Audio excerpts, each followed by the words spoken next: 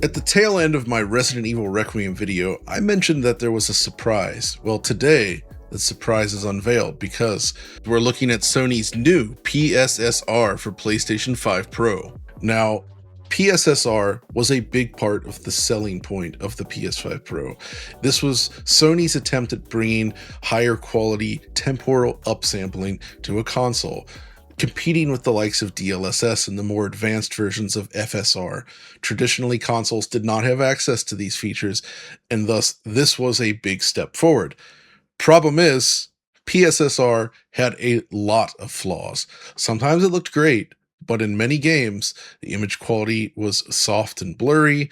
Games with ray tracing featured all sorts of noisy artifacts that detracted from the image that you did not see in the other versions. Silent Hill F, I'm looking at you. And this became a real problem because if you spent all that money on a PS5 Pro, you shouldn't have a worse experience. Thankfully, they've listened, and we have our first game to ship with the new PSSR, which is often colloquially called PSSR 2 by gamers, and we may call it that for clarity's sake. It's Capcom's Resident Evil Requiem, and the results are, in my opinion, beautiful. But we also needed some microscopes put on it, so I brought two people with me. It's three of us today. First, Oliver McKenzie. Yes, John, I've not been the biggest fan in the world of PSSR 1, but I'm certainly glad to report here that PSSR 2 is a big improvement. Indeed. And of course, we can't talk about a temporal upsampler without Alex Battaglia. Come on now. Yeah, I've grabbed my PS5 Pro out of storage, had some trouble booting it, but I got my footage and I'm here. Looking to get your hands on a free Resident Evil Requiem PC game code? Well, MSI has the promotion for you. Purchase a select MSI gaming monitor or desktop PC, write a review on an eligible retail platform, register your product with MSI, submit your details, and the game code is yours up until the end of March or while stocks last. Check out the video description below for eligible hardware, terms and conditions, and to learn more. To begin with, I want to share my initial impression with it because there's both the subjective side and then the objective side, and there is some interesting stuff here. I immediately realized that the image quality in Requiem was significantly better on Pro than I'm used to from a game console, right? Especially when it counted out that the resolution was just above 1080p. So clearly, we suspected PSSR, and it turned out to be PSSR 2 because it is significantly sharper and cleaner than any other iteration we've seen of PSSR to date. And it makes a big difference. The game looks phenomenal as a result of this, especially compared to the base PS5 or the 120 hertz mode, the no ray tracing mode, which just seems to use spatial upscaling, likely FSR 1, which not great. So Oliver, you actually did some direct comparisons for us here today to show how the PSSR here looks versus what we had without it, and general impressions as well for like how the performance of PSSR 2 is in this game. Yes, John, I will get to that in a moment. I think the results are very, very compelling on that front, relative to PS5, relative to the PS5 Pro and its other modes. But first, I kind of wanted to go over the kind of characteristic faults of PSSR 1 and how this game is different. Like, we're getting a result that materially not only improves over the base PS5 version, but it's actually improved quite a lot over what we would expect from a PS5 Pro version that used the first generation PSSR. The problem with PSSR 1 is that it didn't produce results very much in line with other machine learning based upscalers. Because in a machine learning based upscaler, you'd assume that it would handle a variety of upscaling scenarios very well. And that it's been trained on like a lot of real imagery and it's learned all kinds of priors. But that wasn't really the case with PSSR 1. There were some games that looked really good with it, but many that weren't really above analytical upscalers, and some, like John noted in the introduction here, Silent Hill F had huge issues with ray trace lighting in that game. In titles like Outer Worlds 2, again, huge issues. It had some strengths, obviously, like clarity and motion, but on the whole, had issues with foliage, had issues with noise, issues with clarity at rest, all kinds of issues. And it even got to the point where, like, we saw some games released that would later release patches to include toggles to go back to the old version, which is a particular pet peeve of mine, where they would just go back to the old upscaler period, whether it's TSR, FSR, or whatever. Here, the results, I think, are much, much better. It's much more in line with other PC machine learning-based upscalers. And indeed, Sony is confident enough in it that they're announcing today that the new PSSR will be a toggleable option in the system settings for PS5 Pro. So that's a kind of toggle I can get behind, because it probably, hopefully, if you turn that toggle on, you'll just get improved image quality across all these games that ship before the introduction of PSSR 2, have PSSR 1, potentially have some problems. You know, your Alan Wakes, your Avatars, different titles like this could get a big improvement from this edition. But I actually did a little bit of comparisons with PS5 as well, but they're maybe less instructive than I'd like them to be, because obviously PS5 is not using PSSR at all in this title. And it's also not using FSR 3 or FSR 2 or TSR Correct. or another analytical upscaler. It appears to be using some combination of TAA plus FSR 1, like John noted. So the differences here are very encouraging, but they're not as dispositive as we might see in other titles where there's a little bit more closeness in terms of the temporal upscaling. So in this shot, for instance, the details in the signage are resolving with much more detail and much cleaner edges in these shots on PS5 Pro. The resolve on the hair is much cleaner. It has a kind of slightly stylized look to it, a kind of slightly stylized soft look to it, but it aliases less and resolves much better, I think. On the base PS5, it appears to have no anti-aliasing whatsoever, essentially. When you look at Grace's jacket, the detail on her jacket is so crisp. You can make out individual bits of stitching on her jacket now, which is quite nice. But there are some unfortunate aspects to this comparison. Omnipresent film grain in this title makes it a little bit hard to evaluate between upscalers. And the RT lighting is a bit messy on Pro, and there are all kinds of issues here. And I was hoping that we could just go to the non-ray trace 60 hertz mode on PS5 Pro. Basically, when you turn off ray tracing on PS5 Pro, there's a whole different set of visual settings. But unfortunately, that extends to PSSR. It does not use PSSR. It appears to use that TA plus FSR1 combo. So there's no way for us to compare this game in its non-ray trace state with PSSR versus its non-ray trace state on PS5, so that's kind of unfortunate. But yeah, my overall impression is that it's doing a very good job in these circumstances, producing a very good, reasonably sharp, good-looking image that you'd like on a 4K display at 60 FPS. Very nice. It's kind of the promise of the PS5 Pro, and it ended up not being fulfilled in a lot of titles. In some titles, we did see that fulfilled, but in a lot of games, the image quality was just not good enough. And here, I'm definitely seeing an image quality that is good enough, regardless of its comparisons with PC upscalers or whatever. Like, I'm super satisfied with the image quality in this game in a way that I really would not be in most titles with PSSR 1. Yes, absolutely. In addition, though, when I first checked this out, and I think we'll talk more in detail about this shortly here, but I actually did still notice noise in the ray tracing, and my first thought was, oh no, it's still a problem. But it turns out that's actually a fault of Capcom's denoiser. And it's a problem shared with PC when using Capcom's denoiser as opposed to NVIDIA's ray reconstruction, which, as you'd expect, runs circles around it.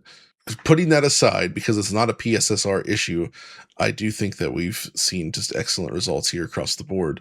But Alex, you actually went and did the thing. You brought in the PC version with AMD's FSR 4 and DLSS 4.5. Right. And we're able to draw direct comparisons. So this is like a very modern versions of these techniques. And now we can see how it stacks up against PSSR 2. And my impression is that it stacks up pretty well, but the PC upscalers do still have a bit of an advantage, right?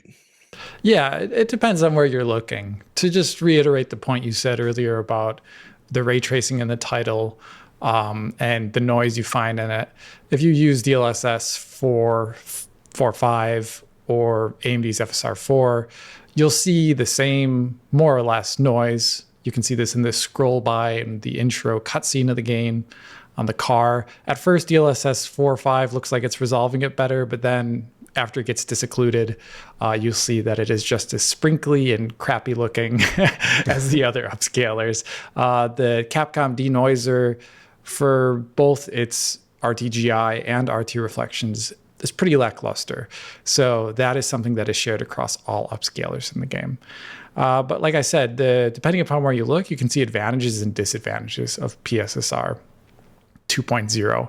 I'd say the biggest disadvantage versus FSR 4 and DLSS 4.5 here, as represented by preset L, is that as things move, they have more aliasing on them. The example that I just brought out from the game's intro cutscene is if you look at the armrest on Grace's chair here as she moves. Yes, I know it's a bit of a silly example, but if you look at it, you can see that on the PSSR portion of the screen here in the middle, as it moves, you can see the 1080p kind of resolution of it shine through, versus on the FSR 4 side, and especially on the DLSS 4.5 side, it stays typically anti-aliased and looking higher res as a result, better during that same time frame.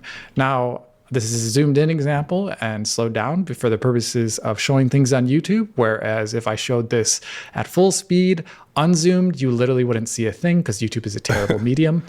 But here, it's mainly about, if you were to see this in motion, you would just see it like sparkle for a little bit. That's what your eye would see, versus on the other upscalers, you really wouldn't see anything. So that's how I know to zoom in on stuff like that, because my eye notices while I play. And then for didactic purposes, I zoom in for videos like this. And you can see that in other aspects of the game's intro. I noticed it mainly on her boss's rims of his glasses while he moved around. On the other upscalers, as we can see here, left and right, it stays pretty well anti-aliased on like the rim of his glasses as he moves around. But I'd say on PSSR 2, it's more aliased, and you can kind of see that 1080p-ish resolution shining through. But that doesn't mean all things are worse on PSSR 2. As we can see here, as Grace picks up her clipboard and goes to bring it into her boss's office, the FSR 4 side here, as the clipboard moves, forward and backward in this ping-ponged example here, there's ghosting, like these little white lines that follow the clipboard as it moves. Those are ghosts of it from its previous frames showing up in the current frame. PSSR 2.0 doesn't have that, and neither does DLSS 4.5 preset L. And there's some other, some differences that I noticed in the intro that are a little bit confusing. One is that if you look at the trees in the intro shot, DLSS 4.5 is perhaps like the most crisp, the sharpest looking here, with PSSR 2 being a little bit behind it, and then FSR 4 looking actually a lot softer. And all throughout the intro, that was the appraisal I had, that FSR 4 looked a lot softer, including in this shot here where you can see on Grace's desk in the background, there's like a whole bunch of like newspaper clippings on the wall and whatnot. You can see that DLSS 4.5 is perhaps like the one where the text is most legible on that board. Then it's PSSR 2.0 in terms of legibility. And then FSR 4 is, noticeably behind with it being softer. When I switch over to gameplay though, later on, after you take control of Grace in the city in third person here, as I chose to do, you can see if you look in the background that DLSS 4.5 and FSR 4 are perhaps the most like reasonably sharpest ones, whereas PSSR 2.0 here looks quite a bit softer. And including that, there's some other things in the city shot here that stick out. Like if you look at the fence that is zoomed in here on the background, the chain links on it, they're completed on DLSS 4.5 and FSR 4.03 here, but they aren't on PSSR 2.0. A couple of other things. Just like line completion is typically worse in PSSR 2.0 versus the other upscalers. And one last thing that I wanted to mention is that you'll be seeing in footage that you'll maybe see from other outlets, kind of like the RT noise issue that the game has that is universal to all upscalers. The game's depth of field is also pretty aliased and noisy on all upscalers too. You can see that on the zoom in of her boss here. If you look at the side of his face, you'll notice that it's pretty aliased and raw looking on all versions of the upscalers here. And that applies to every aspect of the game where depth of field ever shows up. So if you're using upscaling in this game with depth of field and it turns on, it all of a sudden looks quite a bit lower res than the rest of the image. So my generic appraisal here is that it is pretty similar to FSR 4.0, but it seems to hold on to information perhaps for not the same amount of time or in different areas of the screen, hence why it doesn't show ghosting in the same places where FSR 4 does. But at the same time, I think it shows more aliasing and doesn't complete lines as well with anti-aliasing, as we saw, looking there in that zoomed in shot of Grace in the city, where you can see the chain link fence as well as the power lines above her. But there's some things I can't control for in this title, like sharpening. I don't know if the game is sharpening on either platforms. Another thing that I can't control is that the game is very dim and lacking contrast, and it's generally a dark horror game, which is actually not a very good, like if I were doing an image quality comparison video, I wouldn't compare something that's dark, because it tends to like smoothen out the edges on things anyways, and you can't see differences or appreciate them as well. So I'd say this isn't the best game to use as a as an example of the differences between upscalers, but pretty fascinating, I'd say. It is a great game though, what can I say? But yeah, no, this is so I guess another thing to consider on this though is this is a game, because it's a console game, I played this on the TV, and I find that image quality sensibilities do differ, right? If you're playing on a monitor in close proximity, it matters even more. And I think this does hold up pretty well, even on a monitor at close proximity. But from a TV perspective, it's extremely good. So I definitely feel like it holds up even better in that scenario, which is where it will be used. But I'm very curious to see how this works in all the other potential games, right?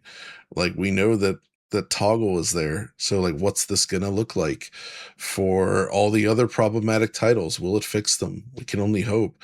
I'm really looking forward to seeing what it can do.